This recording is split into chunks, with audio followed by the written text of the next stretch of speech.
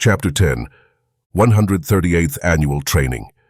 Tension had been steadily escalating throughout the nation in recent times. The United States was increasingly divided on a myriad of issues, most notably on the subject of race relations. It was a topic many believed had been largely resolved during the civil rights movements of the 1950s and 60s. However, it had resurfaced as a major point of contention. While most people acknowledged that racism couldn't be completely eradicated, they were troubled by the extent to which it had returned to the forefront of society. Adding fuel to the fire was the election of President Howard, who seemed to frame everything in terms of race, gender, gun control, and curtailing freedom of speech. Even the smallest issues were filtered through these lenses, intensifying the divisions within the country. Beyond these social and cultural disagreements, a more profound concern was the perceived erosion of the U.S. Constitution. It was as though those in power, regardless of their political affiliation, regarded the Constitution as nothing more than a set of recommendations. Both Republicans and Democrats were accused of disregarding constitutional rights. The erosion of the First, Second, and Fourth Amendments was a point of contention, especially with the proliferation of surveillance bills, often justified as necessary for counter-terrorism efforts. While initially met with public approval, these measures had the unintended consequence of subjecting American citizens to constant surveillance. The nation had transformed into something that felt eerily reminiscent of a communist regime, where people were hesitant to voice their opinions over the phone, fearing that their words would lead to unwanted attention and repercussions. Democrats had launched a vigorous campaign centered on government intervention, which included actions like shutting down power plants, using the IRS and FBI for political targeting, and implementing new regulations and laws without congressional approval. This approach also aimed to foster an ever-increasing reliance on government assistance programs. However, one of the most contentious issues was the Second Amendment, which granted the right to keep and bear arms. The Democratic Party had taken a stance that suggested a belief that the Second Amendment was no longer relevant, leading to calls for stricter gun control. In the nation's capital, two political parties vied for power, but it became increasingly evident that their differences were superficial. While party members engaged in heated debates and promised to prevent the other side from wreaking havoc on the country, they often ended up endorsing each other's legislation, even when it violated the Constitution. In truth, many realized that the two parties were essentially two sides of the same coin, but this fact eluded most citizens. The prevailing agenda in Washington revolved around disarming the general populace and consolidating as much control over the land as possible. This political climate was contributing to the growing tension and division across the country. Soldiers of 138th Bravo Company had one thing occupying their thoughts on this day: the commencement of their annual training. Sergeant First Class Karnick, their dedicated leader, always made it a point to arrive early on training mornings, usually a couple of hours ahead of schedule. His purpose was to ensure that everything was in order for the day's training and to be on site before any of his men arrived. Upon receiving confirmation from his platoon leaders regarding the full accountability of the troops, Karnick directed them to the armory to collect their weapons. The soldiers were typically armed with M4 rifles equipped with ACOG sighting systems. After conducting a swift inspection of their weapons, Karnick had his squad leaders organize the men and load them onto the transport vehicles that would take them to Camp Clark. The journey would last approximately 5 hours as they traveled in the familiar white, blue bird buses often utilized by the military. Sergeant First Class Karnick occupied the front seat of the bus, accompanied by their company commander.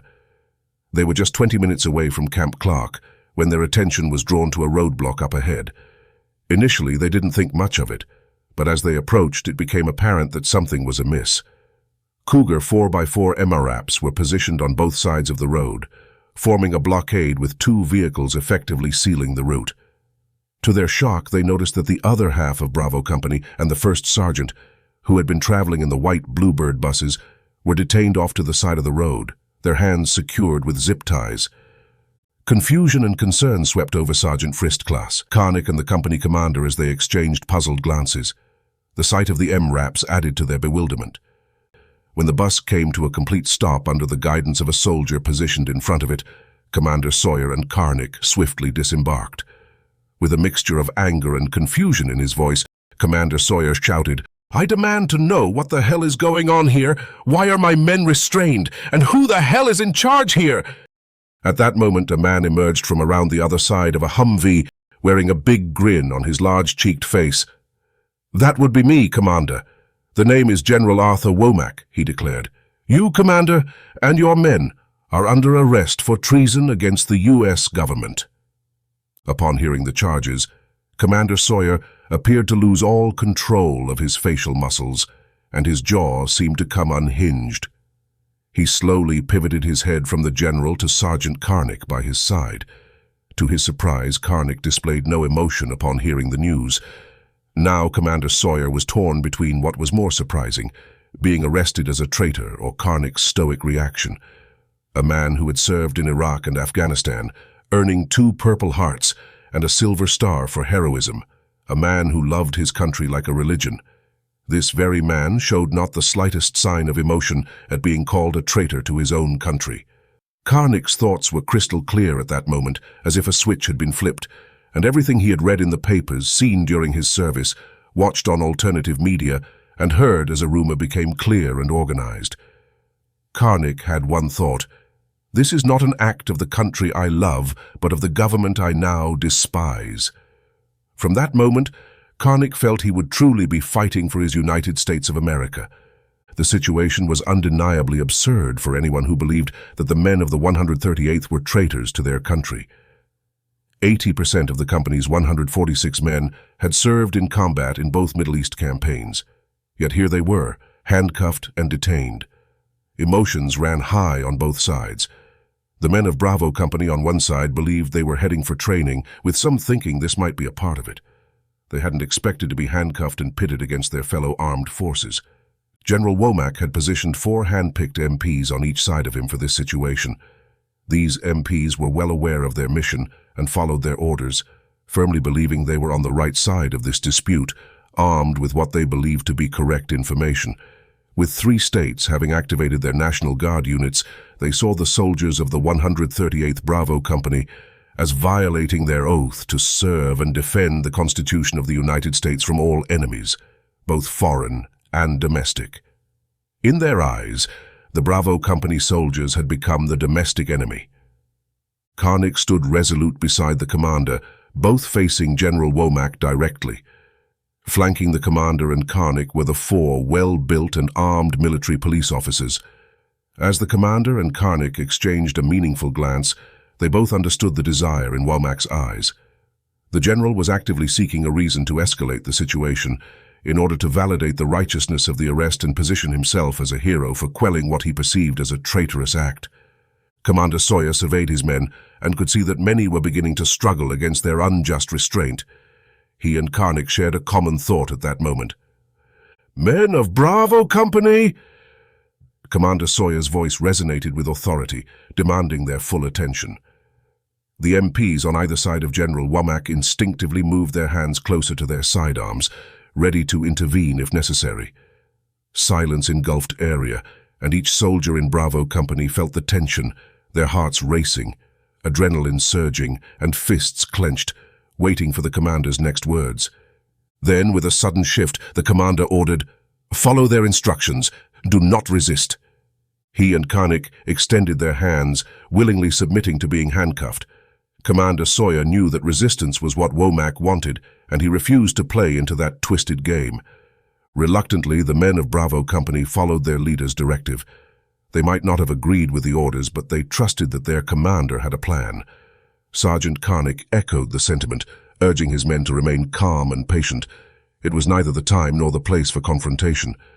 Karnick had observed that while the MPs were confiscating cell phones, Specialist Parker had managed to keep his Apple Watch.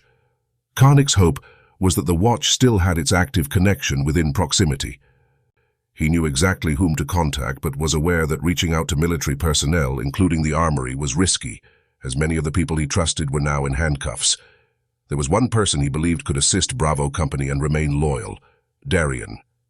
As the men of the 138th were being loaded onto the buses, Sergeant Karnick subtly and strategically maneuvered to position himself next to Parker.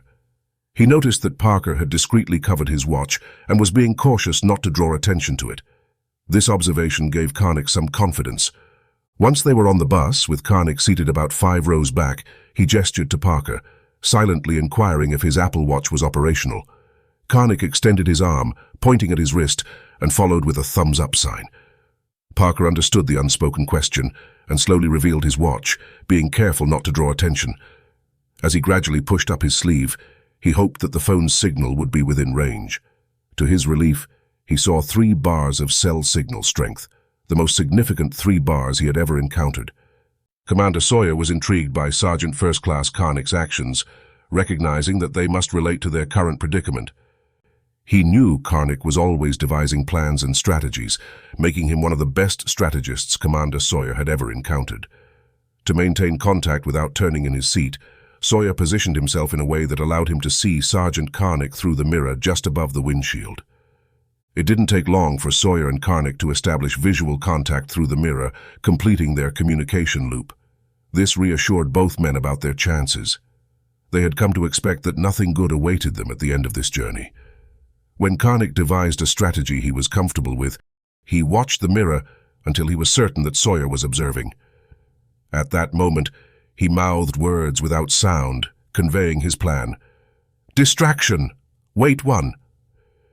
General Womack slowly turned, tilting his head to the side, and addressed Commander Sawyer across the aisle. "Commander, I believe we're going to make a slight detour." Womack gave a self-satisfied smirk and nodded, causing his second chin to wobble like a turkey's. He then turned to address the MP driving the bus in a deliberately loud voice, ensuring most passengers could hear, "Take us slowly through Forest Park. I want the people there to get a good look at these men." He chuckled, his amusement growing. "Let them see the traitors they've become." His laughter echoed through the bus. Commander Sawyer shifted his gaze from the general to the far right, slowly scanning until he caught sight of the mirror.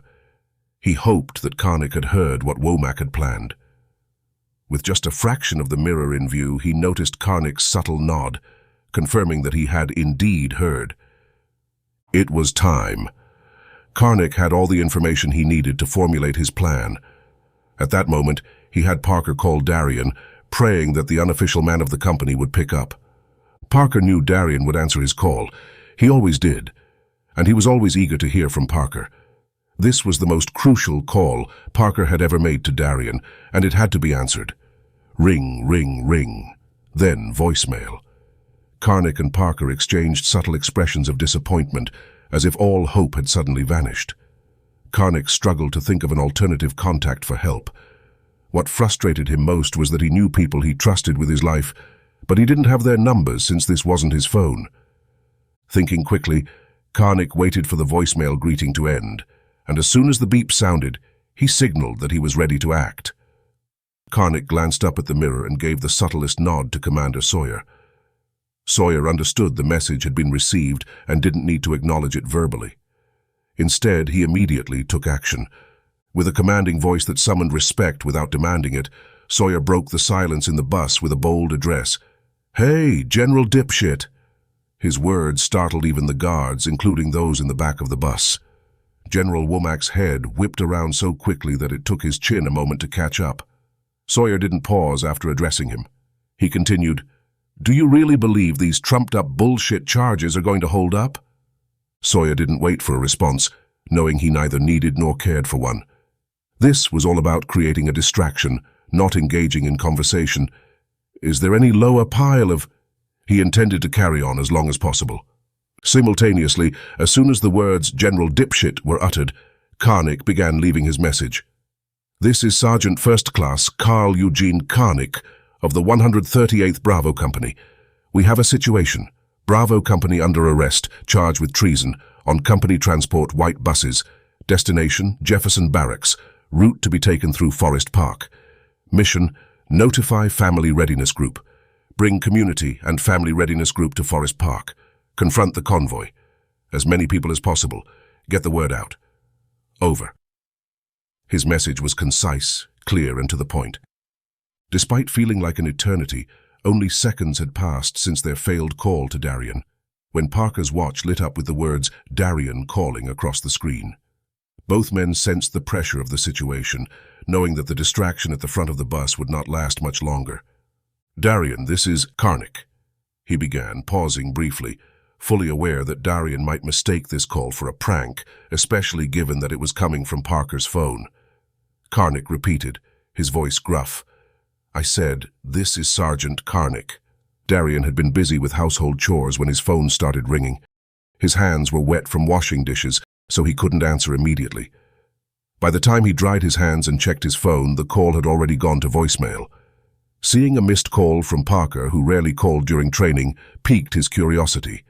Without hesitation, Darien dialed Parker's number, expecting to hear Parker's voice on the other end. To his surprise, it was not Parker, but Karnik speaking. The sound of Karnik's voice left Darien puzzled, wondering why Karnik would be calling him and using Parker's phone of all things. Then Darien heard it again, Karnik repeating himself. That snapped Darien out of the daze he was in. He had been around the company long enough to know that if Karnik was speaking to him, he had better be listening, so that was exactly what he did. Once Karnik was satisfied that he possibly had Darien's attention, he relayed the message. "Darien, I left a voicemail. Listen to it and do what it says. Everything for Karnik went black. Minutes later, Karnik began to regain consciousness after the blow to the back of his head, just as the bus was settling down. In a sarcastic tone, he remarked, "Apparently they don't allow phone calls." His comment served both as a dig at their captors and a way to reassure the men that he was okay. Karnik glanced over at Parker's empty hands, though he knew the watch was gone. Parker raised his hands slightly off his lap and then put them back down, indicating that he was no longer in possession of any communication devices. Neither of them knew for sure if their plan had been set in motion. They had to wait and see, which meant an agonizing hour and 30 minutes until they reached Forest Park.